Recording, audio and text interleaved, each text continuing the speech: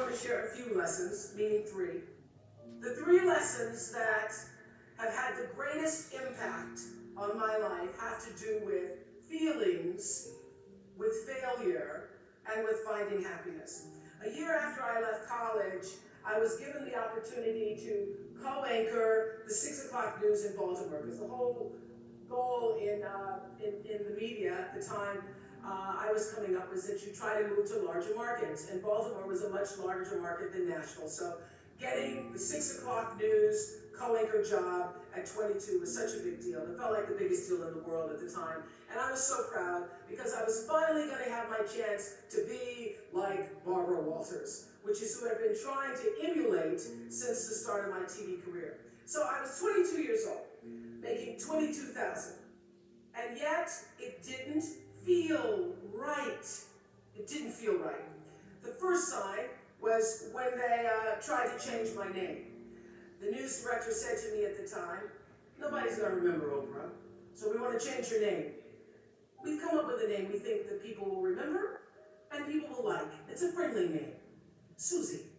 But my name wasn't Susie, and I'd grown up not really loving my name, because when you're looking for your little name on the lunch boxes and the license plate tags, you're never going to find Oprah.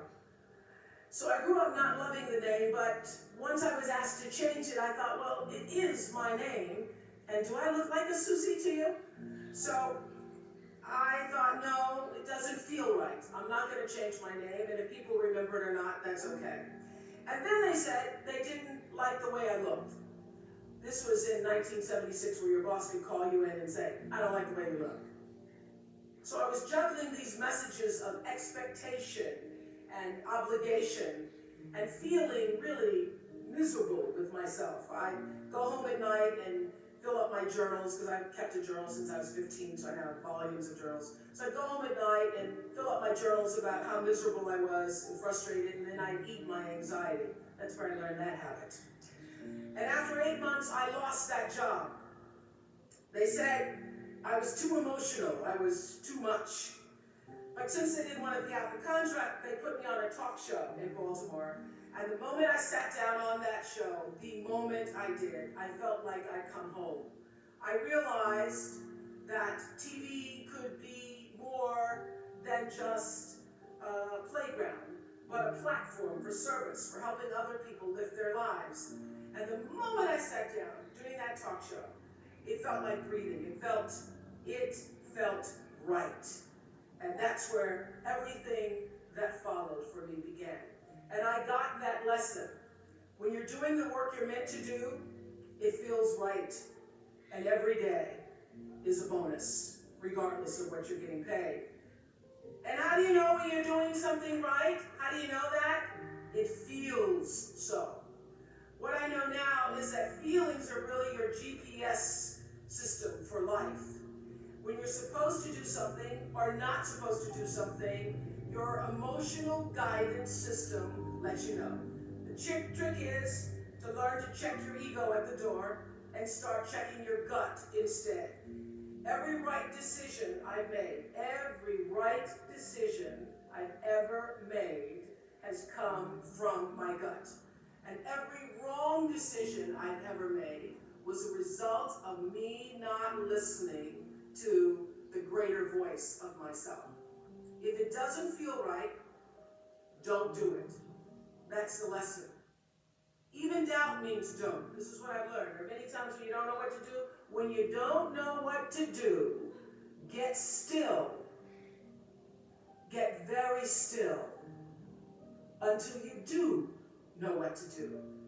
And when you do get still and let your internal motivation be the driver, not only will your personal life improve, but you will gain a competitive edge in the working world as well.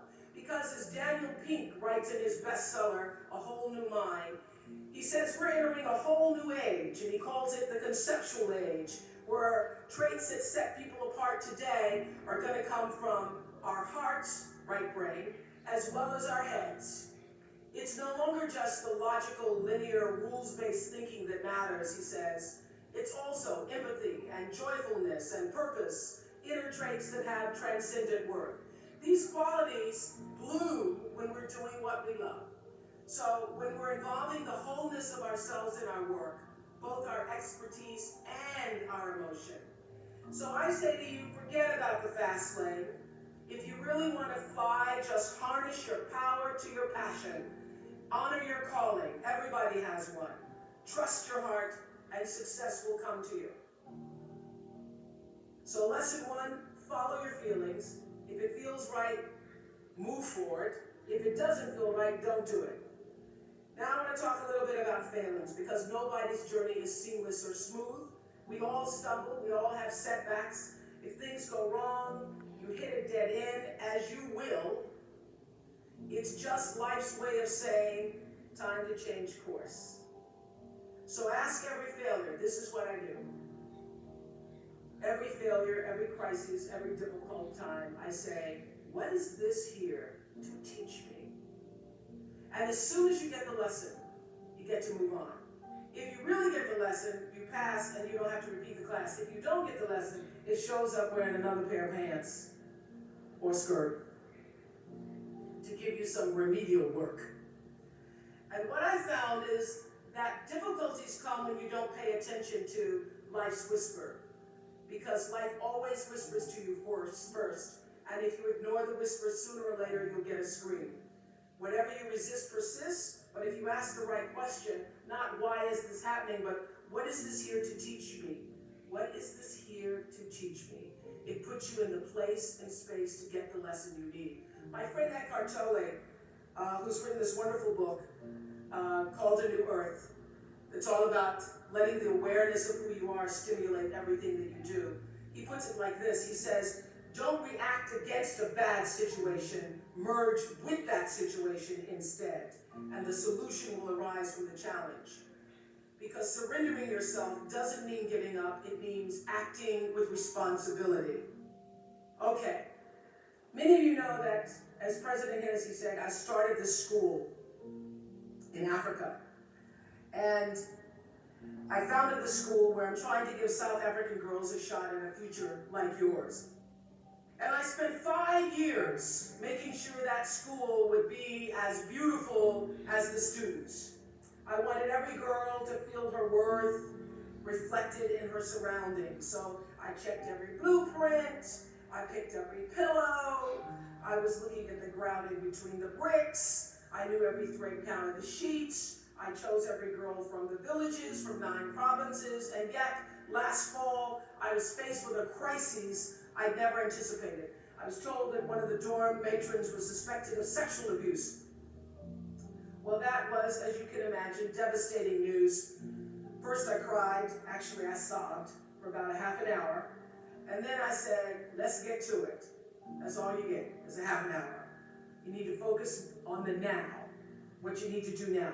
So I contacted a child trauma specialist, I put together a team of investigators, I made sure the girls had counseling and support, and Gail and I got on a plane and flew to South Africa. And the whole time I kept asking that question, what is this here to teach me? And as difficult as that experience has been, I got a lot of lessons. I understand now the mistakes I made because I had been paying attention to all of the wrong things. I built that school from the outside in, when what really mattered was the inside out. So it's a lesson that applies to all of our lives as a whole. What matters most is what's inside. What matters most is the sense of integrity, of quality, and beauty. I got that lesson. And what I know is that the girls came away with something too. They've emerged from this more resilient and knowing that their voices have power. And their resilience and spirit have given me more than I could ever give to them, which leads me to my final lesson, the one about finding happiness. Not a small topic this is, finding happiness, but in some ways I think it's the simplest of all. Gwendolyn Brooks wrote a poem for her children. It's called Speech to the Young, Speech to the Progress Toward. And she says at the end, live not for battles won, live not for the end of the song, live in the along. She's saying, like Eckhart Tolle, that you have to live for the present. You have to be in the moment. Whatever has happened to you in your past has no power over this present moment, because life is now. But I think she's also saying, be a part of something. Don't live for yourself alone. This is what I know for sure. In order to be truly happy, you must live along with, and you have to stand for something larger than yourself. Because life is a reciprocal exchange. To move forward, you have to give back. And to me, that is the greatest lesson of life. To be happy, you have to give something back.